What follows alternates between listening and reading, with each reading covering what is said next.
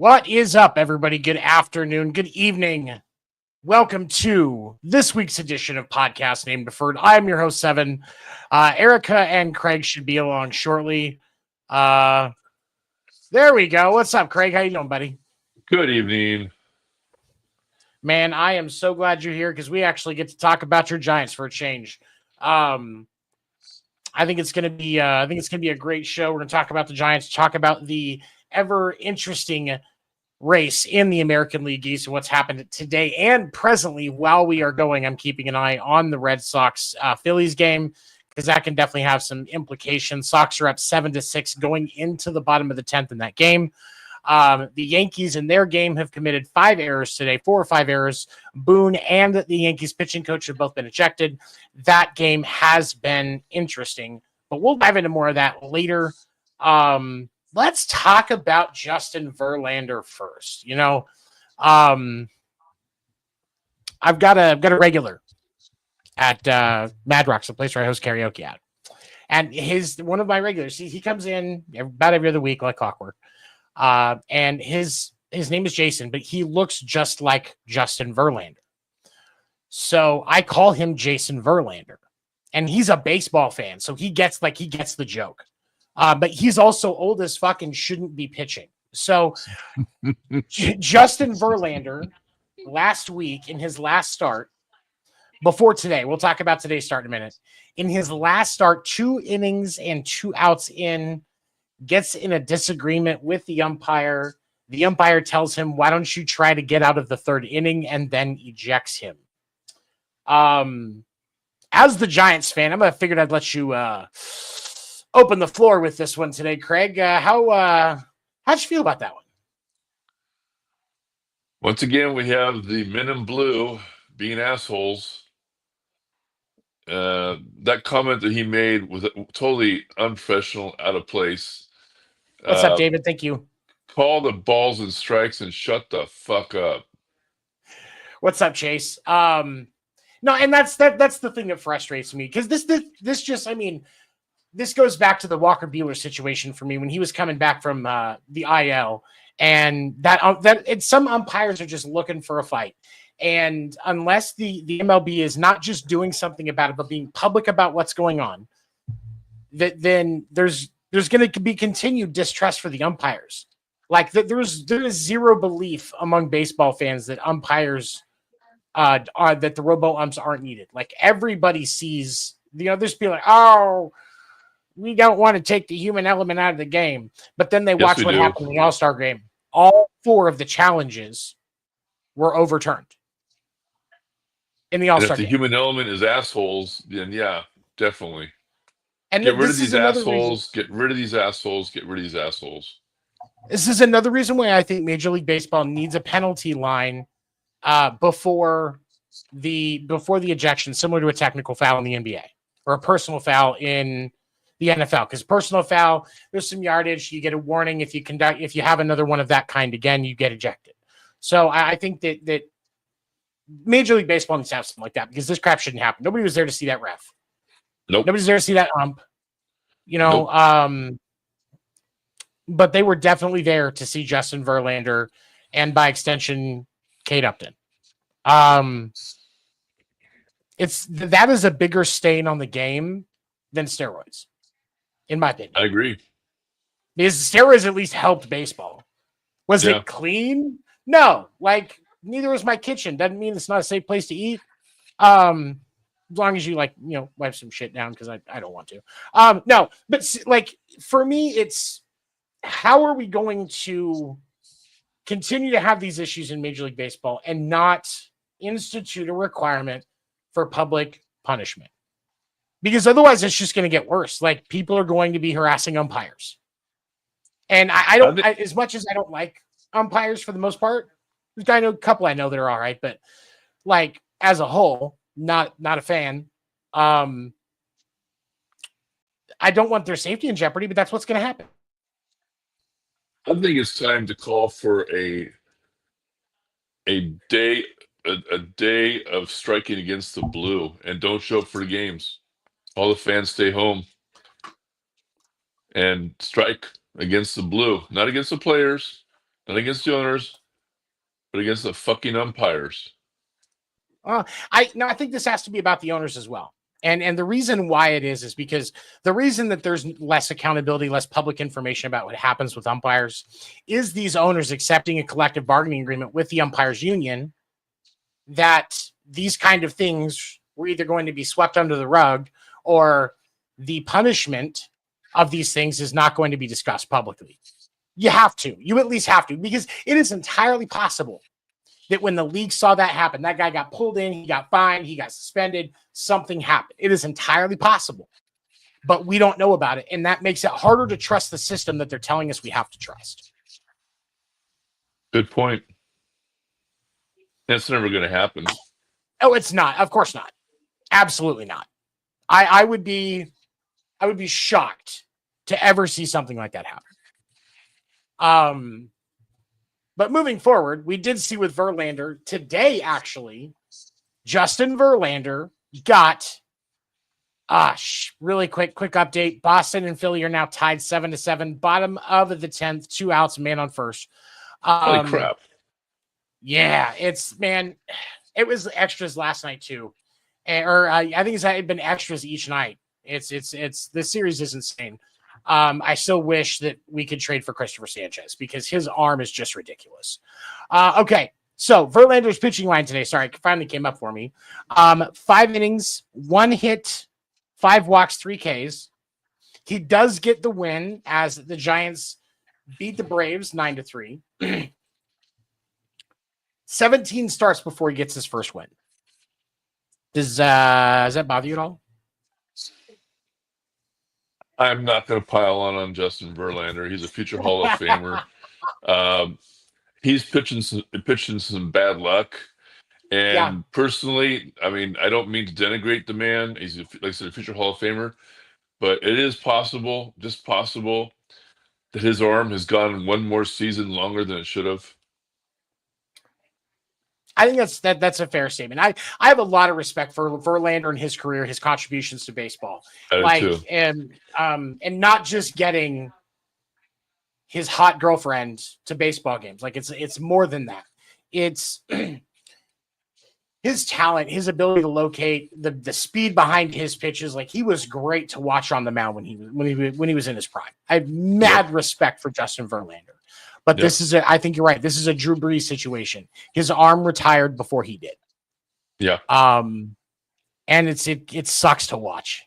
Like, there's decline in players, but when you have somebody with the focal point of a guy like, with the attention that you're going to get as a guy like Verlander, it's just you watch it more closely. And it's tough to watch because there's always going to be that recency bias in your memory. And you're going to have to sit back when they're going, oh, he's on the Hall of Fame ballot.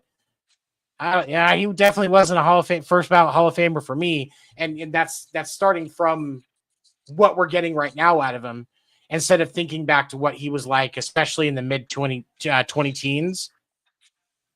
Like, him and Baumgartner both owned baseball. anybody that thinks that is not a very smart baseball fan. I agree. He's a first ballot for me. I'm not saying unanimous, but he's a first ballot for me. Yeah, I agree. Just throw this season away. I mean, it's an anomaly for him. It's a farewell tour, if anything. It's just less formal because it didn't openly become that until we started to really see where he was at, 20, 30 games into the season. And by then it's already too late to really do anything about it. You just kind of have to write it out. It's gone from less formal to more funeral. Yeah. And that's why it sucks because he is such a talented dude. I mean, the number of playoff games that I watched when he was in his prime, where I was rooting against him, it was and just my hopes being dashed. Like if I had been able to sports bet back in his prime, he would have cost me a lot of money, and I would have a few choice words for him. But luckily, I couldn't sports bet then, so my money was blown on other things. Mad respect for him, but it's time. It's time. Yeah.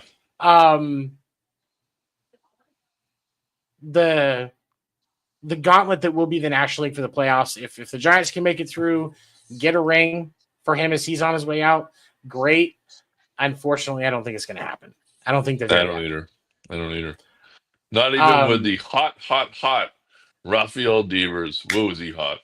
Oh man, let's talk about my boy. That was going to be our next discussion. Finally getting our money's worth with those 2 home runs today. His salary is now averaging out to a mere $46,666,000 and change per home run. So money again well spent.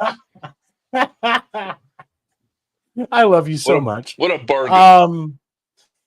He is like, and Devers is on the uptick.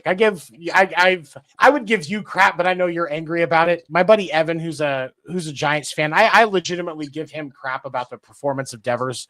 I actually posted a thing about Devers' batting average the other day in an MLB shit talking group. And today, after that 2 home run game, notification. Oh, now they can go back and talk shit because he had a 2 home run game. His first 2 home run game for the Giants, it took 32 games to get to 4 home runs. Yeah. It's I was talking to Evan about this and he said slow start. Slow starters never happen. And right, slow starters happen. I get that. But what about the fact that he started slow at the beginning of the season too? He went 0 for 20, 0 for 30, some was 0 for 25, something like that before he started getting going. And now all of a sudden he's going to start doing better because he's playing first? You mean after Boston gave him the option of it and he threw a temper tantrum? I'm trying to not swear because I'm going to be doing a live show soon, and it's a restaurant, so you can't exactly scream obscenities. So I'm trying to calm it down, and it's really difficult when I talk about that nutsack because he's so frustrating. It's not Golden Corral?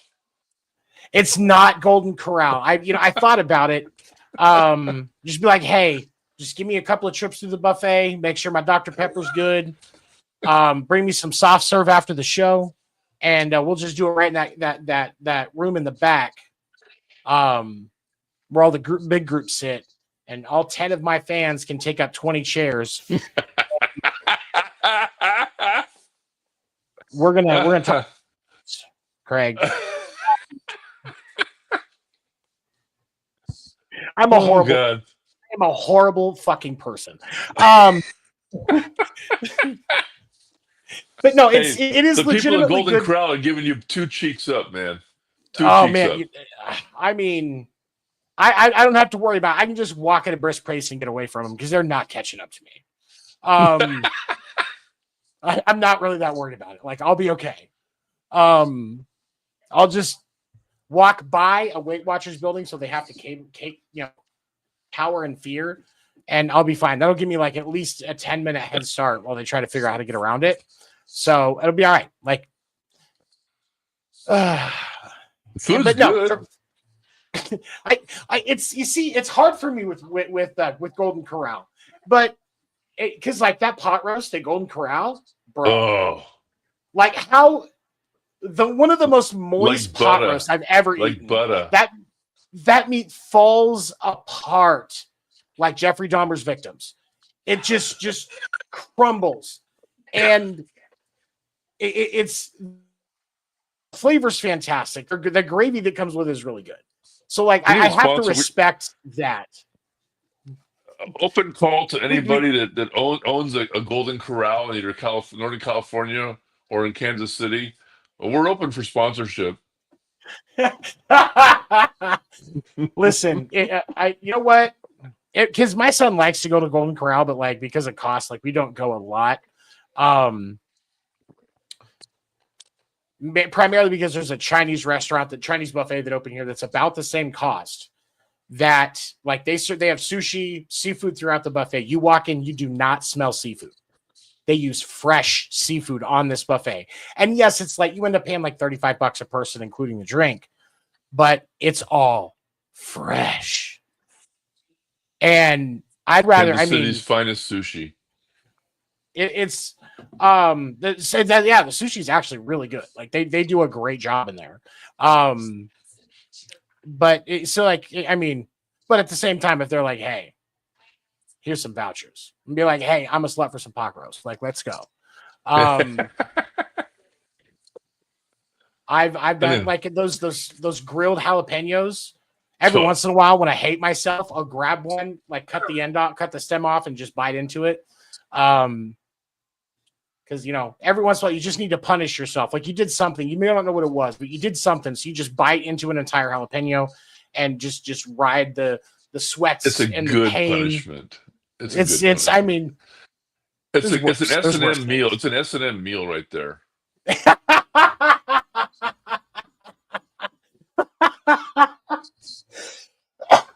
Oh, man, we're off the tracks tonight. Holy moly! Oh, it's good God. Anyway, I'm happy to see him making progress, but it's a little frustrating that he couldn't come to an agreement with Red Sox staff. He took the slight of them bringing in Bregman because they tried to talk to him about it, and he wouldn't listen. What's up, Bando? He wouldn't listen. And then they had to stand their ground in training camp and make him accept the truth. And then when he gets the chance to play first, he was like, they were mean to me. Like, I hope he gets better. But at the same time, like, I dealt with rock stars that had billions of albums sold that weren't that much of a pain in the ass. Just saying.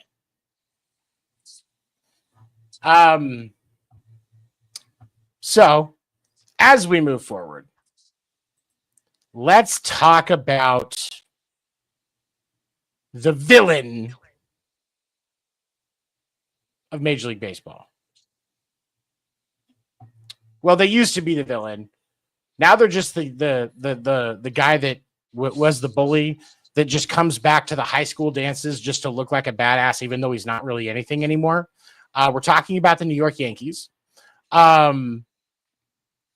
In the game against the Blue Jays today,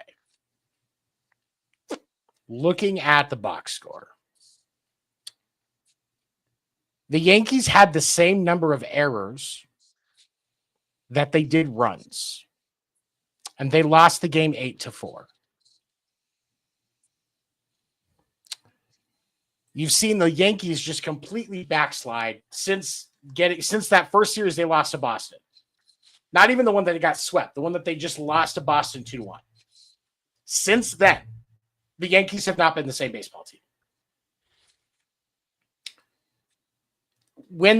As this collapse continues, I saw some stuff today that they're linked to a trade with the D-backs for Eugenio Suarez, Merrill Kelly, and Jalen Beeks for 5 prospects, not the top 1 or 2, but 5 higher ranked prospects from their system.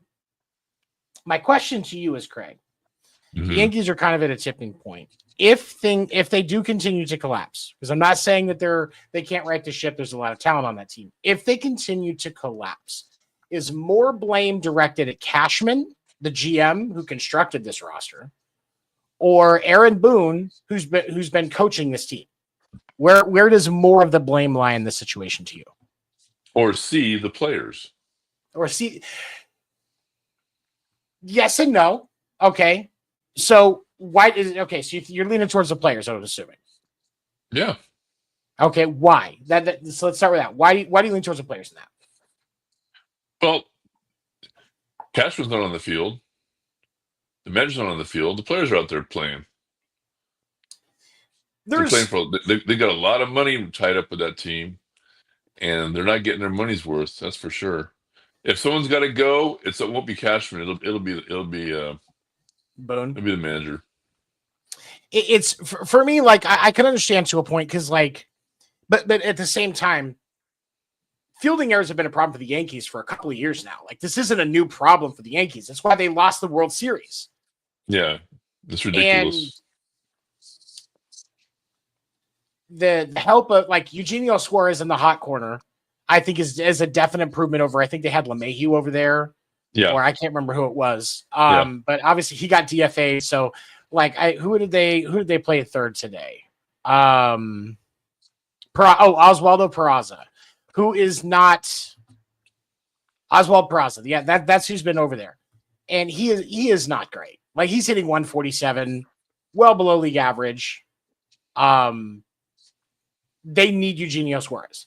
But when you look at Peraza, and I'm a big fan, by the way. I just want to say Baseball Reference is probably one of my favorite websites. I'm definitely at the age where I look at more Baseball Reference sites than I do porn. Like that's just where it's at for me. And Baseball Reference is a true leader in baseball statistics because you can see certain stuff like you can see not just the errors that they made, like for 2025, Oswaldo Peraza is at 6, 7, 8, 9 errors by himself. There are teams, or there are entire infields in Major League Baseball that do not have 9 errors. Yep. And this is something that frustrates me for the Red Sox because the Red Sox lead the league in errors. So it's not like I'm talking from a supreme place of judgment, but if the Yankees weren't making errors at a rate that is very similar to the Red Sox, the Yankees would still own the division. There wouldn't be any question who was going to the World Series right now for the American League. But the race is dead tight. How do you? I mean, so you're saying the players. Like for me, the reason why I question that is coaching matters.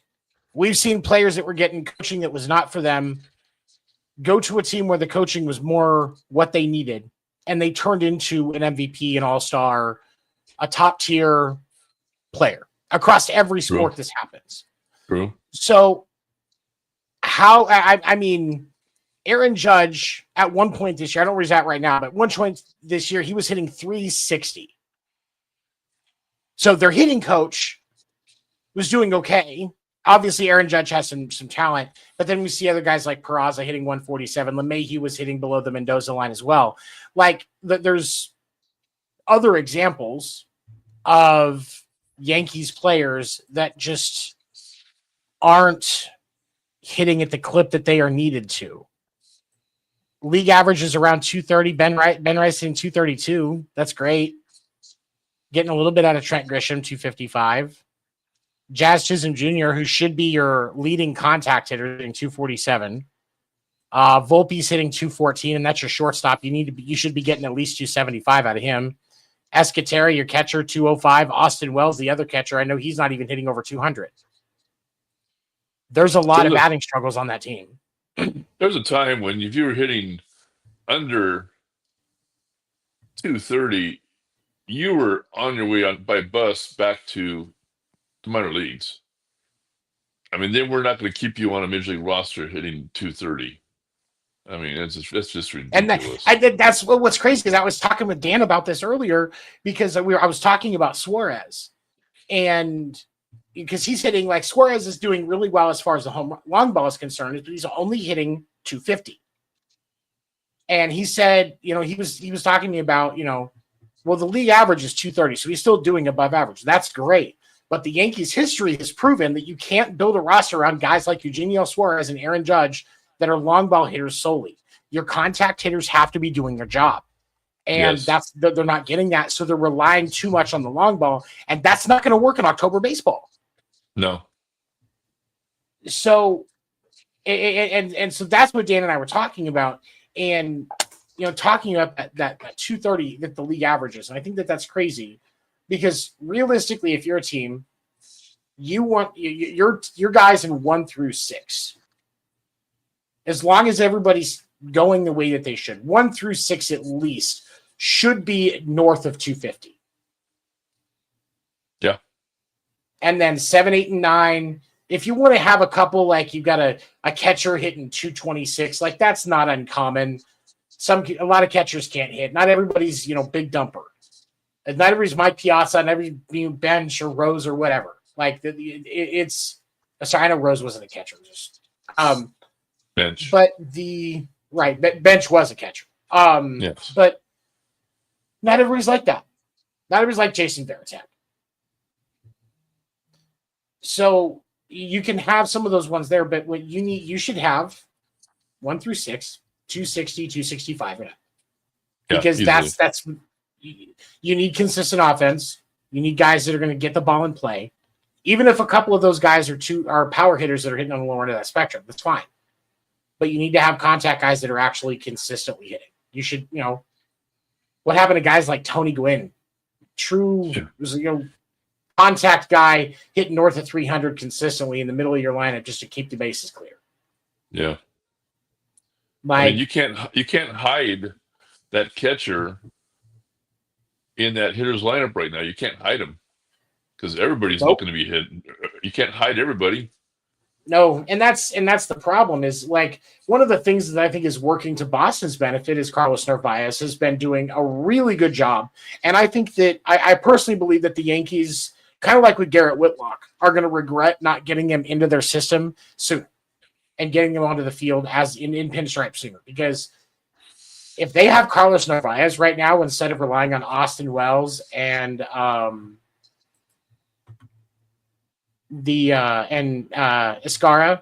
JC Escara, if they could, like, Wells is the backup, Narvaez was starting, they would think they'd at least be in a slightly better position,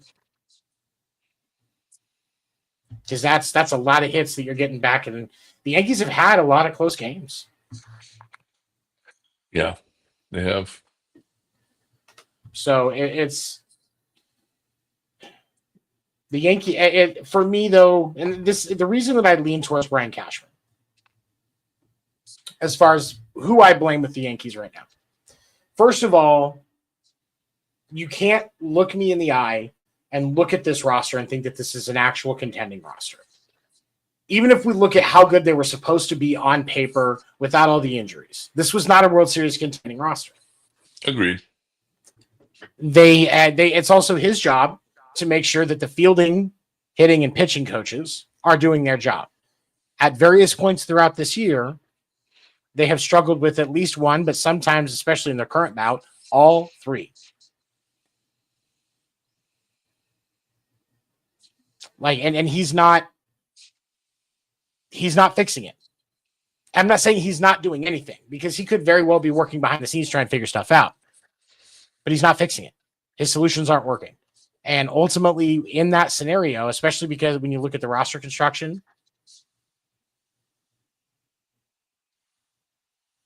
like, it's not what it should be. Here's a question for you. The Yankees checkbook, are they holding on that pretty tight these days, or will they write some checks? I think they're going to have to write some checks soon. I think that you've gone, you're You're closer to a 20-year drought of no World Series champion wins than you are 10. Because yes, they were there last year, but the last time they won was 2009. We're at 16 years since they won a World Series. And that's not Yankee baseball. I understand that as a Red Sox fan. The standard is higher in New York than it is in most markets. And that's not Yankee baseball. Yep. And like what David said, they've gone off the rails and won't be able to hold a wild card lead unless they do something drastic. They need to do something big because this team is not it. I completely agree. I hope for the sake of the Yankees that the trade for Suarez, Merrill Kelly, and Jalen Beeks is true. Because that is a huge boon for the Yankees. But if their coaching doesn't find a way to stop these fielding errors, Boston wins off of other teams' mistakes. Tampa will beat you off of your own mistakes. Seattle will beat you off of your own mistakes. Houston will. Like all of these teams, that's what they're designed to do. Because there's so much parity in the league now, especially in the American League. Yep. That's where you win your games more often than not. So they got to figure it out, because if these errors keep flowing, they're going to get, they could end up in a situation that's crazy. Could you imagine the Yankees after the start they had not making the playoffs? That would be very ugly. I feel bad. I feel bad for the fans. I mean, it's ravenous. For sure. They're obnoxious, and they're passionate, and they love their Yankees. This is not Yankee baseball. It's not. It's really not. As much as I like to make jokes about Yankees fans, because I'm a Sox fan, it's my moral obligation to harass. Absolutely. Red Sox are up on the Phillies at 9-7 in the bottom of the 11th. 2 outs. Somebody is on third. The standard is higher in New York. And that's so for Yankees fans, I get feeling frustrated, especially with how much of a backsliding this is. And the fact that there is an outside chance that you could backslide far enough to not even make the playoffs. And they've got a future Hall of Famer playing for him right now. And you got a couple. And it's a shame that nothing they're being wasted, but there definitely is a lot of room for improvement. It shocks me especially because of some of the leadership that's on that team, like Judge, like Paul Goldschmidt, to name a couple. How has there not been a more concerted effort with results? Because I'm not saying there hasn't been. I'm just saying that there haven't been results to resolve some of these issues. Like, these guys know they have a problem with fielding. You can't tell me they don't. They know that their bottom 5 to 6 hitters are all hitting, at the league average, which you should be well above that, especially if you're a Yankee, or below. I don't see. Go ahead. No, go ahead. You talk about Judge and crap, Goldie.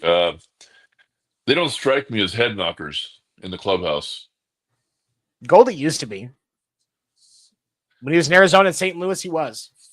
Yeah, well, he's in a new team now, and so I don't know, but I mean, they need a Billy Martin type head knocker, in that clubhouse, and I don't see it. I know, of course, I'm not in there anymore, but I mean, I don't see it. I don't see Aaron Judge doing that. I don't see Goldschmidt doing that. I think if I'm the Yankees, my hope would be that Suarez will do it, because he has that kind of asshole streak about him. Like, he really does. Like, and I'm not saying it to be disrespectful. He's just, when it comes to playing, he's a shark. It's one of the reasons why he has the reputation he does, and he's a desirable player at the trade deadline. And if you can get Suarez to kind of light a fire under him, that's positive. Merrill Kelly wants a true shot at a ring. So he's going to have a fire under him, because he's been stuck in Arizona with disappointing season, except for the year that they went to the World Series against the Rangers. He wants out of there. So he's going to be very motivated. So if that trade happens, that could be the fire that the Yankees need. And I hope for their sake it is. And I hope for baseball's sake it is, because I may not be a Yankees fan, but when the Yankees are involved in the postseason and the Yankees are in contention in September and October, baseball is just better. All's right with the world. Yeah. Yeah. It's just like when the Cubs are in it, when the Yankees, when the Sox are in it, like there's just these certain teams that baseball feels better when they're in it. And so I hope they do, because otherwise that would have to be like, if they get to that point, literally, like if they were to, in the outside chance they don't make the playoffs, is that the worst collapse from a team you've seen? Yeah, in the 2000s, yes. Yeah. Can you remember any other collapses like that, even back when you were covering? Oh my God, there was the Phillies in the 60s. They lost was it 37 games, something like that, in a row? My brain is not it's foggy on that, but I mean but yeah, there's been some collapses, but that Yankees, the modern day Yankees, yeah, that'd be a terrible collapse.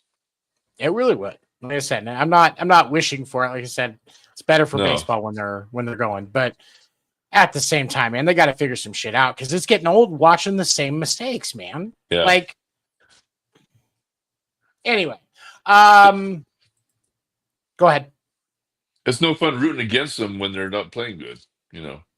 Exactly. It's more fun to be able to give them a hard time when it's a competition. Like, it's the same reason why the Chiefs fans don't worry about the Raiders as much anymore. The fun's worn off. Like it's because it's the big brother always beating the little brother, except for very limited exceptions. Yep. It's why, and so I hope that they can recover.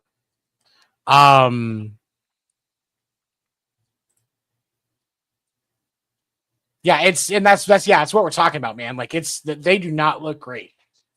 All right, quick update. Bottom of the 11th. Red Sox are up on the Phillies 9-8. So there's definitely some action there. Let me see if I can pull up this game cast. Where are we at? Come on. Do something I haven't done in a while and just call the damn game.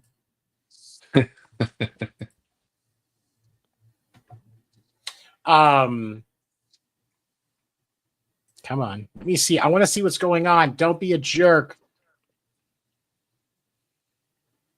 Okay, 0-2 count. Kepler's at the plate. Oh, that bodes well. Bernardino's on the mound. Count is 0-2. Somebody's on first. So this is it. This is do or die, yo. Bernardino pitches, and he's out. Game's over. Red Sox just beat the Phillies 9-8. So that's my attempt at calling a game. Nicely done. Oh man, I want to be Kevin Harlan when I grow up. I'm calling both games. Still one of the greatest moments of TV and watching football that I've ever seen from an announcer. Like, that was just amazing. Okay. And then where are we at? 40 minutes. That is excessive. No, I'm kidding.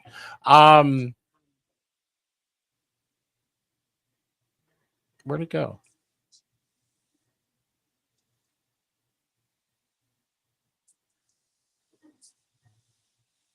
Did I?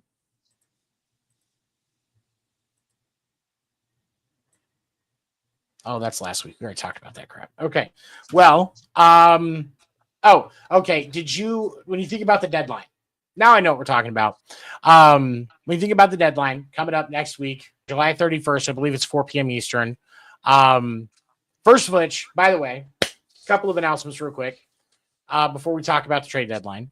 Number one, next week we will have a guest, somebody that Craig and I have been wanting to work with for a while that will finally be joining us, mainly because I actually asked him. Greg Rawlings from the We Don't Know Sports podcast. Great show. They talk a lot of sports history. Those guys are hilarious. They are Greg will be joining us to talk baseball next week, and on Wednesday, with the last night leading up to the deadline, my hope is that we have a couple of big trades drop while we're live so that we can all live react to it. And then the next day on the trade deadline, for the last 2.5, maybe 3 hours before that ends, I'm not working on Thursday next week. No, I didn't take it off. I'm not that kind of baseball nerd. I would have, but I didn't have to because I work on Saturday, and so the replacement day is next Thursday.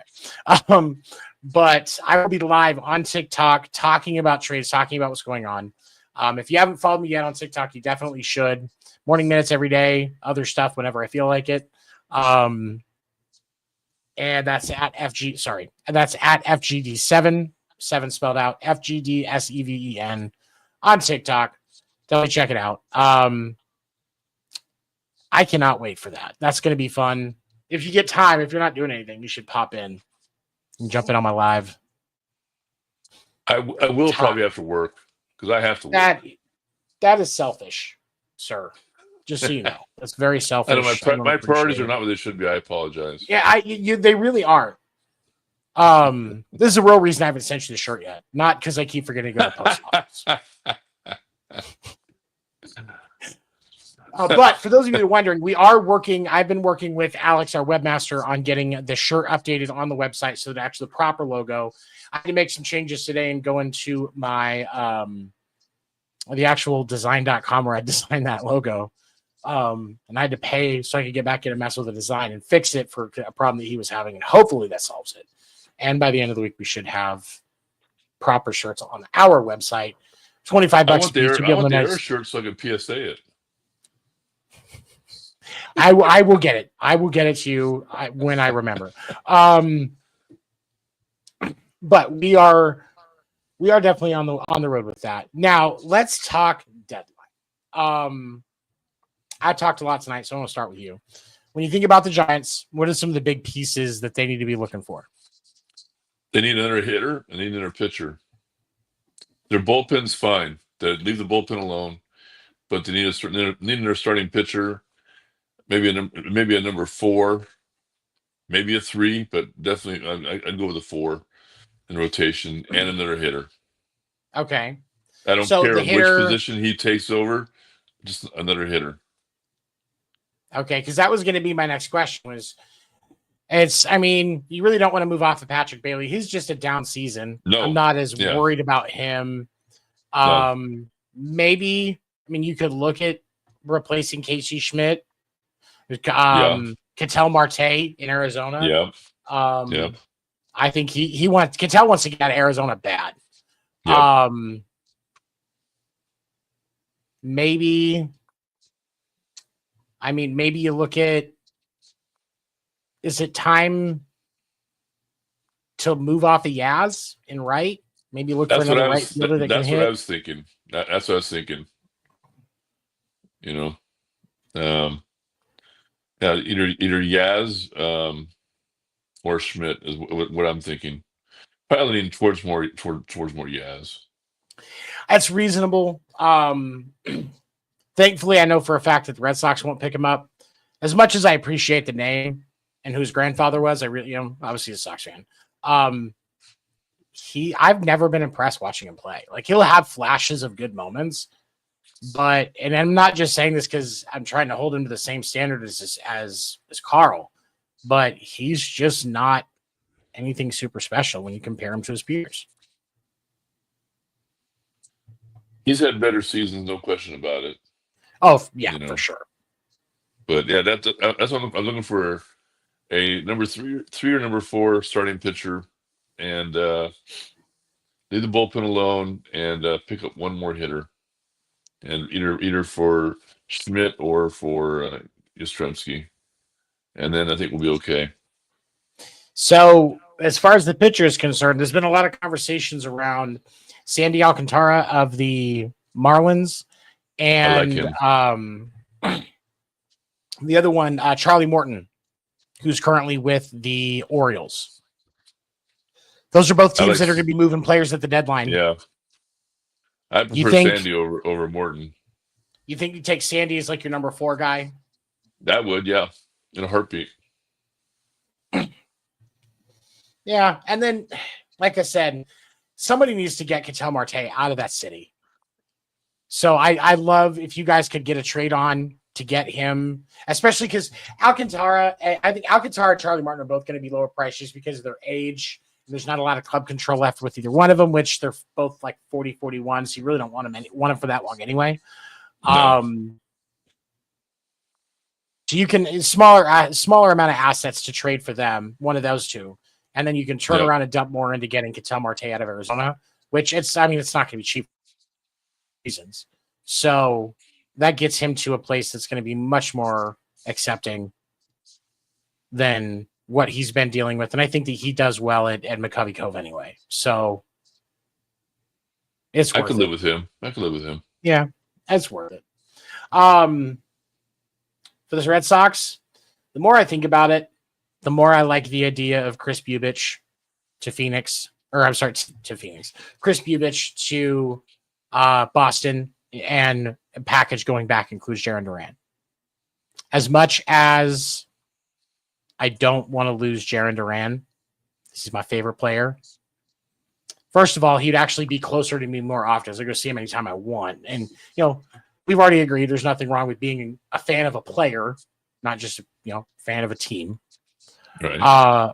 But also, Boston needs a number 2 pitcher. I don't think Seth Logo is a number 2. I think he's another number 3, and that's what Lucas Giolito is. Chris Bubich is a solid number 2. His ERA is south of 2.5, or it's right around 2.5, maybe 2.5, 2.6, somewhere in there. Few years left on his deal. So even though you're giving up a big piece in Duran, they need a left fielder. They need a left fielder. And if they get rid of Bubich, they can finally call Noah Cameron up and leave him up as he should. And that works out for everybody. I like it. So I as much as I don't want to lose Jarren Duran, I think it's for me, it makes the most sense. I don't want Alcantara or Charlie Morton primarily because they're older and we need a number 2 guy that's not going anywhere. Because Giolito and Crochet aren't going anywhere. We need to fill that spot with somebody who's going to stick around. That's why I like Bubich. I'm less impressed with Lugo, but I don't like him. I don't like that idea. It would be great if we could trade for Philly for Christopher Sanchez. I've been making that joke a lot in the Wire to Wire host chat because there's a couple of Philly fans. And for some reason, they get mad when I suggest it. I think it would be a good trade. I'm shocked. Like shocked. Pourquoi? Like I don't get it. But I realistically, I know that's not going to happen. But I like Chris Bubich. I like.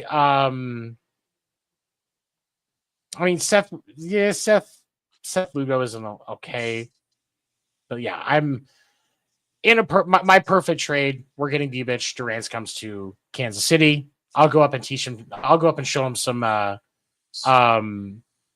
barbecue spots. Get him hunting.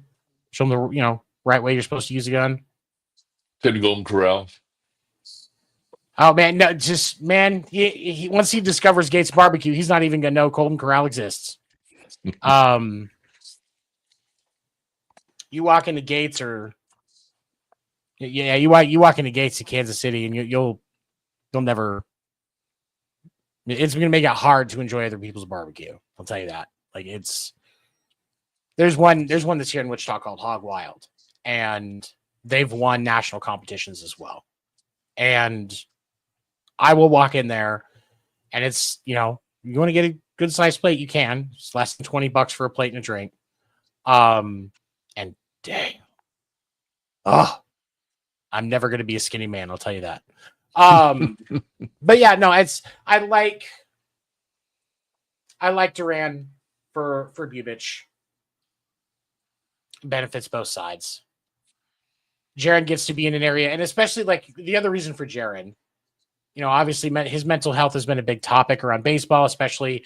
But if you haven't watched it, The Clubhouse on Netflix follows the 2024 Red Sox. Really amazing good. series. It's really good.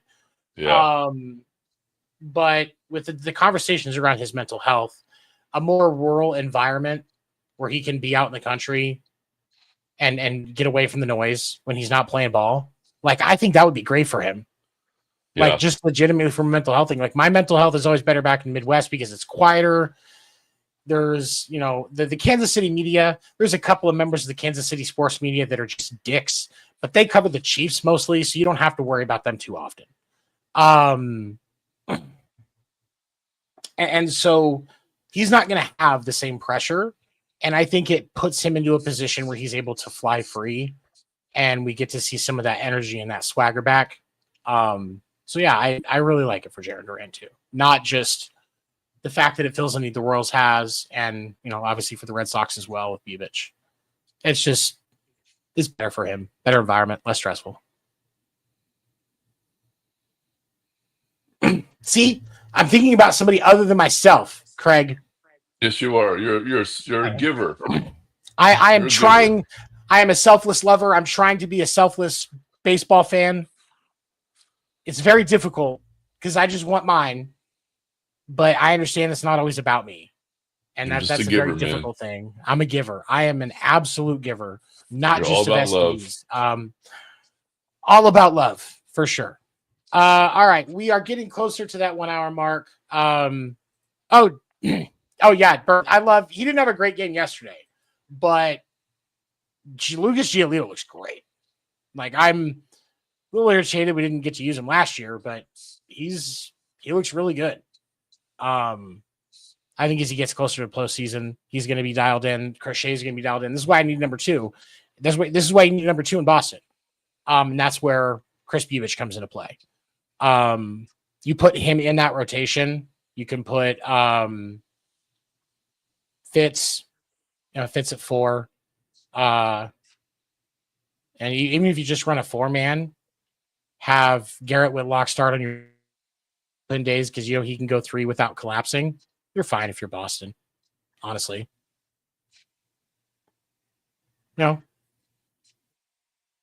Those guys, they want to go. So I don't even think you could go a 4-man rotation if you're Boston. You really could. On the playoffs, you do anyhow. So Yeah, I would say most everybody does anyway. So get used to it now. You're already in the swing of things. Yeah. And that gives you the ability to pull back and put somebody in your bullpen. Maybe you don't have to rely on Jordan Hicks quite as much because his accuracy is kind of like Helen Keller to shooting range. No, today he had 100-mile-an-hour pitch fly over both the catcher and the umpire and hit the backstop. And I'm pretty sure it left a dent in the Phillies' backstop. That's how hard he threw this ball. He just is keeping the umpire, the catcher, the hitter, the concession guy all honest. That man, I will say the guy that was behind the plate today for the Boston Phillies game, he took a foul ball, like it came off the bat and just square in the face on his mask. I've taken those as a catcher. So being able to be a little bit farther backward as time to pick up some speed, that's not a great feeling. It's like balls to the face. Tyson. Yeah. Balls to the face are not as fun as you might think they are. I'm just saying. Oh, you're on fire today. Man, I am on some bullshit. That's what's going on. But I like Giolito. I really do. I think he's going to stay. I think he's going to stay good. He's going to, be relatively consistent. Everybody has bad games. Oh, dude, did you see that Pittsburgh beat Detroit today? What's going on with Detroit? They're declining at the wrong time. They are 1-9 in their last 10. Yeah, it's like, ouch. What the heck? They went from having the best record in baseball for over a month. Yeah. To they are right there with the Astros and the Blue Jays. The Brewers actually have a better record than them right now. Brewers have the best record in baseball right now, which is absolutely insane. They're keeping really bad company right now. It's the Dodgers have not had the season that they should. Like, I think the National League is a little bit more open for the wild card than people think it is. It is. Because I mean, like, Giants are only a game and a half back. The Cubs and the Phillies, like, they're starting to flounder a little bit too. I think that it's the National League is going to be a lot closer than people think it is, man. I really do. I do too. Yeah. But the AFC, the AL, the American League, the AL East, and the American League as a whole for the wild card is just a complete free for all right now. It's some say it's parity, some say the National League has more talent. I mean, I don't know. What do you think? Oh man. I used to be totally biased and say the National League had the best talent, but I don't know right now. I mean, it could be even. There is a lot of talent in the National League. Like, I'm not saying there's not a lot of talent. I just don't know that it's that top heavy. Yeah, that's what I'm. Yeah, that's a good term. Yeah, it's not top heavy. I agree. It's because, I mean, look at the talent that you've got when you look in the American League. Toronto has a lot of talent. New York has a lot of talent. Boston has a lot of talent. Detroit has a lot of talent. The Rangers, talented team. Yep. The Rays, talented team. Guardians, not out of it, talented team. The Royals really aren't that far behind. They're less than 5 games back. In the American League, that's not a super big reach. No. So, like, it's I think there's just that much talent in the American League. I would say the National League may be a little top heavy, but overall there's more talent in the American League. I feel like just the level is just higher, even if there's a few more top guys in the National League. Maybe that's just me. No, I agree. All right, we're gonna wrap it up. Everybody, remember, follow me on TikTok at FGG7 Morning Minute every day. We will be back next week. Erika hopefully will be this. Oh, before I forget, the AUSL Championship is this weekend. Go to the AUSL website to get more information on times in your area. Those women are so good. Seriously, give it support. It deserves it. I watched one of the games this weekend. The Bolts were struggling, but it was a good game. Like it was good play. And I don't think that they've gotten enough credit for that because there's a lot of talent with those teams. We will be here with Greg Rawlings next week. And then day of the deadline. Man, maybe I'll get like a Day of the Dead shirt. I don't know. I might find one on Amazon in time. Day of the deadline. I will be live on TikTok talking about the deals as they get announced. I'm going to have notifications on every device for Jeff Passan and John Heyman ready to go. Mainly because every year John Heyman always says something stupid. And I cannot wait to see what this year's is because it's not really trade deadline without Heyman saying something dumb in a tweet. So I can't wait to see it. Like I really can't. But we'll be here. Don't forget to please like, share. We appreciate Wire to Wire Network for giving us the ability to continue to do what we do and have some fun with it, giving us the freedom to do what we do. Definitely check out all of their shows as we close out tonight. I am going to play a little video that has a little bit of all of the Wire to Wire shows. And then we will end our evening. For my friend Craig Newton, I am 7. We'll see you next I have week. an idea. Oh yeah, I have a name for a barbecue place. What's that? Dickie Do's Barbecue. There is already a Dickie's barbecue in Arizona. But not a Dickie Do's. Not Dickie Do's. Right. You just got to make sure you design logos different so there's no brand infringement. But I think you'll be all right. Yeah. But all right. Okay. For those of you that are watching still, thank you. We appreciate you. We will see you next week right here on Podcast Name Deferred. Have a good night. Good night.